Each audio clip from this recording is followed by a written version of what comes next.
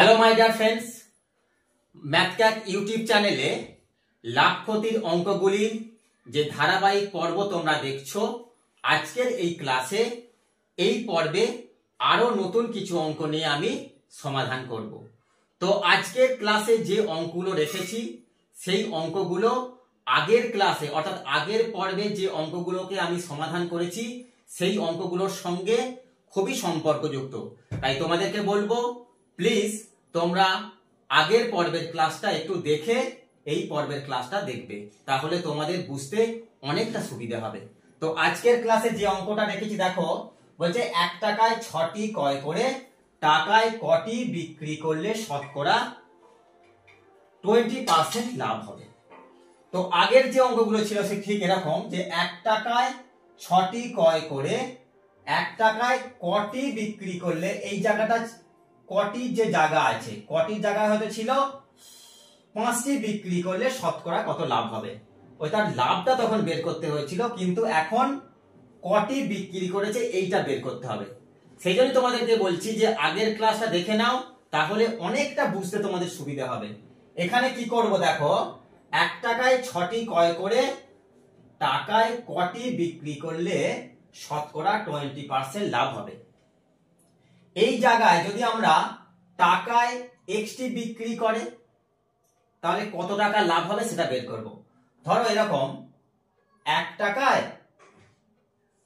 6টি কিনেছে আর 1 টাকায় বিক্রি করেছে xটি, 6টি কিনে xটি বিক্রি করেছে।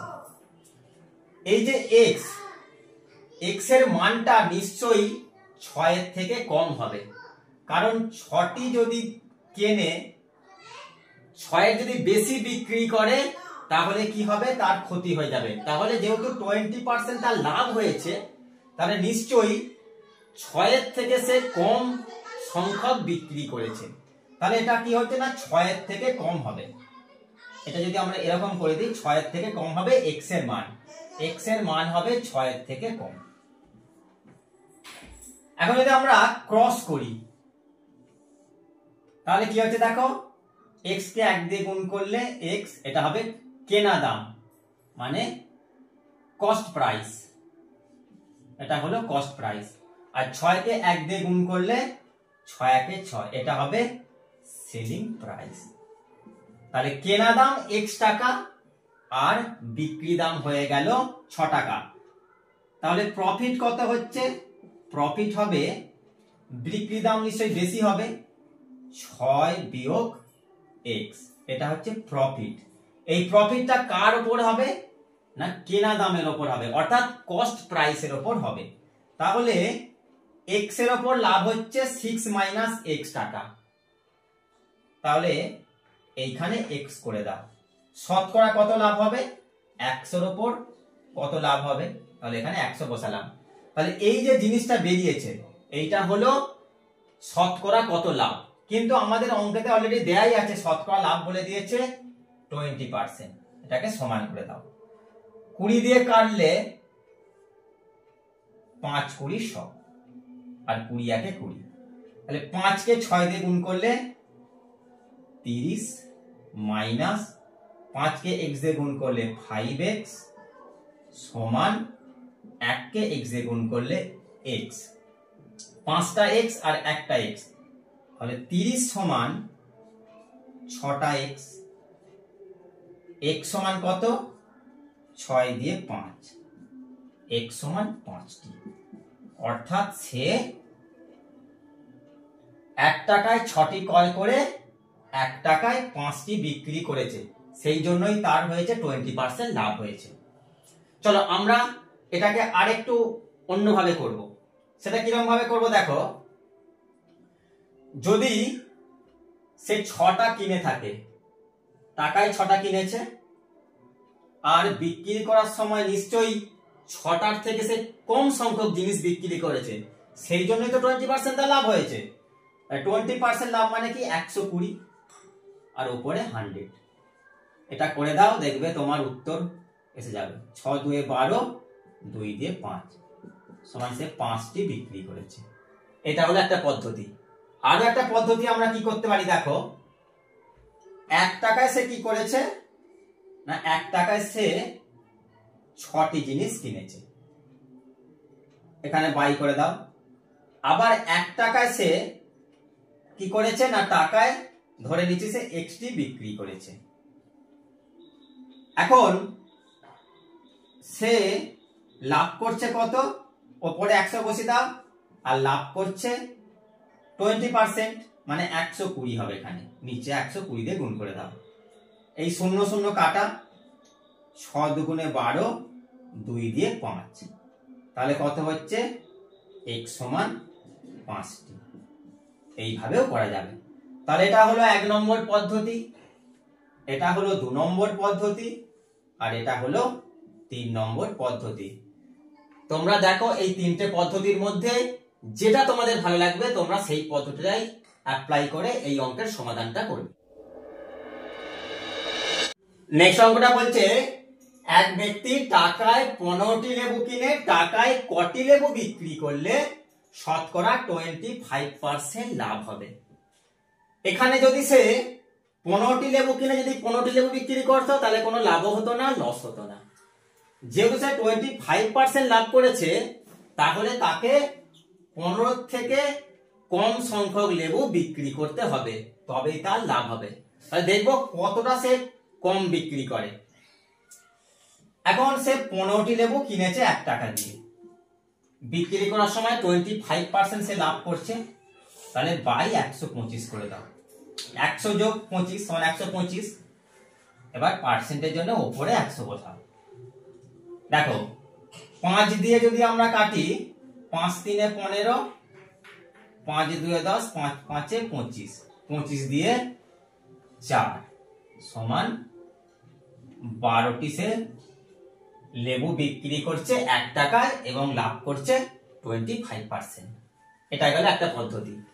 এবার দেখো যদি আমরা এইভাবে করি যে এক ব্যক্তি টাকায় 15টি লেবু কিনে টাকায় xটি লেবু বিক্রি করেছে, মানে 1 টাকায় কিনেছে কটা, 15টি, আর 1 টাকায় বিক্রি করছে xটি। এখানে x এর মান হবে সবসময় 15 থেকে ছোট, তবেই সে লাভ করতে পারবে। x এর মান হবে 15 থেকে ছোট। এখন যদি এটাকে আমরা ক্রস করে দিই তাহলে কস্ট প্রাইস কত হবে, x কে 1 দিয়ে গুণ করলে x, আর সেলিং প্রাইস হবে 15 একে 15, এটা হবে সেলিং প্রাইস। 15 টাকা যদি সেলিং প্রাইস হয় আর x যদি কস্ট প্রাইস হয়, যেহেতু লাভ হয়েছে তাহলে এখানে লাভ হচ্ছে কত টাকা না, লাভ হচ্ছে 15 বিয়োগ x। এইটা লাভ হচ্ছে কার উপর না, এই কস্ট প্রাইসের উপর, তাহলে বাই x। 100 এর উপর লাভ হবে, 100 দিয়ে গুণ, সমান কত লাভ হয়েছে 25%, মানে 25। এখন 25 দিয়ে এটাকে কাটলে হবে 4, এখানে 1। 15 কে 4 দিয়ে গুণ করলে 4 15 60, মাইনাস 4 কে x দিয়ে গুণ করলে 4x সমান x একে x, 60 সমান 5x, x সমান 12।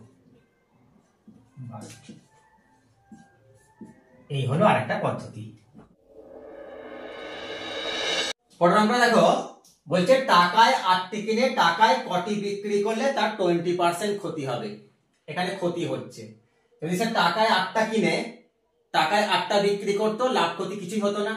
নিশ্চয়ই সে কি করেছে, 8 থেকে বেশি সংখ্যক সে জিনিস বিক্রি করে দিয়েছে, সেই জন্য তার ক্ষতি হয়ে গেছে। তাহলে 8 বেশি উত্তর হবে। যদি 8 বেশি উত্তর হয় তাহলে 8টি সে কি করেছে, কিনেছে 1 টাকা দিয়ে, ক্ষতি হচ্ছে 20%। ক্ষতি মানে কি না, 100 এর উপর 20% ক্ষতি মানে হচ্ছে 80। তাহলে 8 এর নিচে 80 ইন্টু 100, 8 10 80, 10.100। সে 10টি জিনিস বিক্রি করেছে টাকায়, সেই জন্যই তার ক্ষতি হয়ে গেছে। 8টা কিনে 10টা বিক্রি করছে, বেসিক্যালি ক্ষতি হবে। এখন যদি সে এরকম করে করা যায়, 1 টাকায় 8টি কিনেছে আর 1 টাকায় সে বিক্রি করেছে কটি? না, xটি। এখন কিন্তু x এর মান 8 এর থেকে কি হবে? 8 এর থেকে বেশি হবে, কারণ সে বেশি বিক্রি করেছে, সেই জন্যই তার ক্ষতি হয়ে গেছে। তাহলে দেখো, এটা যদি আমরা কস্ট করে দিই, এখানে কস্ট প্রাইস হয়ে যাবে x টাকা আর সেলিং প্রাইস হয়ে যাবে এসপিটা হয়ে যাবে কত? 8 টাকা। কস্ট প্রাইস যদি x টাকা হয় আর সেলিং প্রাইস যদি 8 টাকা হয়, তাহলে তার ক্ষতি হচ্ছে। কারণ কেন ক্ষতি হচ্ছে না, এখানে বলাই আছে যে 8 এর মান হবে, এই x এর মান হবে 8 এর থেকে বেশি। তাহলে x এর মানটা বেশি, এখানে সেলিং প্রাইসটা তাহলে কম, তাহলে ক্ষতি হচ্ছে। কত টাকা তার ক্ষতি হচ্ছে না, x মাইনাস 8, এই টাকাটা ক্ষতি হচ্ছে। এই টাকাটা কার উপর ক্ষতি হচ্ছে না, x এর উপর ক্ষতি হচ্ছে। x এর উপর ক্ষতি হচ্ছে মানে কস্ট প্রাইসের উপর ক্ষতি হচ্ছে, তাহলে 100 এর উপর ক্ষতি হবে কত? এইটা হচ্ছে তার ক্ষতি হচ্ছে শতকরা, সেইটা বলে দিয়েছে কত? 20। 20 দিয়ে কেটে দাও, 5 20 100, এখানে 1, 5 দিয়ে 5x মাইনাস 5 আসতে 40 সমান হচ্ছে x কে 1 দিয়ে গুণ করলে x। 5 থেকে একটা x বাদ যাবে, অর্থাৎ 5x মাইনাস x সমান 40। 4x সমান কত হচ্ছে? 4x সমান 40, x সমান 4 দিয়ে কাটলে 10, x সমান 10, অর্থাৎ সে 10টি জিনিস বিক্রি করেছে। এখন এই অঙ্কটা অপশন টেস্টের সাহায্যে দেখব কিভাবে সমাধান করা যায়। বলছে টাকায় 5টি কিনে টাকায় কটি বিক্রি করলে 16.23% ক্ষতি হবে। যদি 5টা কিনে 5টা বিক্রি করে, তাহলে কিন্তু লাভ ক্ষতি কিছুই হবে না। অপশন আছে 5 6 7 8, তাহলে 5টা ক্যান্সেল আউট। পরের অপশন আছে 6টি, টাকায় 5টি কিনে টাকায় 6টি বিক্রি করলে 16.23% ক্ষতি হবে, তাহলে 6টা ধরছি। তাহলে 5টি কিনেছে কত দিয়ে? 1 টাকায়, মানে 1 টাকায় কিনেছে 5টি আর 1 টাকায় বিক্রি করছে 6টি। অপশন ধরে করছি, কোনাকুনি গুণ করে দাও, 6 1 6, এটা হচ্ছে কস্ট প্রাইস, আর 5 1 5, এটা হলো সেলিং প্রাইস। কস্ট প্রাইস 6 টাকা, সেলিং প্রাইস 5 টাকা, বেসিক্যালি ক্ষতি হয়েছে 1 টাকা ক্ষতি হয়েছে। এই 1 টাকা কার উপরে ক্ষতি হয়েছে? কস্ট প্রাইসের উপর। তাহলে 1 টাকা ক্ষতি হয়েছে, অর্থাৎ 6 টাকার উপর ক্ষতি হয়েছে কত? 1 টাকা। 1 টাকার উপর ক্ষতি হয়েছে 1 এর 6 টাকা, আর 100 টাকার উপর ক্ষতি হয়েছে 1 এর 6 গুণ 100, 2 দিয়ে 3 50, 50 এর 3 সমান 16.23% ক্ষতি হয়েছে। তাহলে আমরা অপশন টেস্টের সাহায্যে বুঝতে পারছি, যদি সে 6টা বিক্রি করত তাহলে 16.23% তার ক্ষতি হয়। এই গেল অপশন টেস্টের সাহায্যে। অপশন টেস্ট ছাড়া বাকি যে দুটো নিয়মে আগের অঙ্কগুলো করেছি, এটা তোমরা করে কমেন্ট বক্সে উত্তর দাও।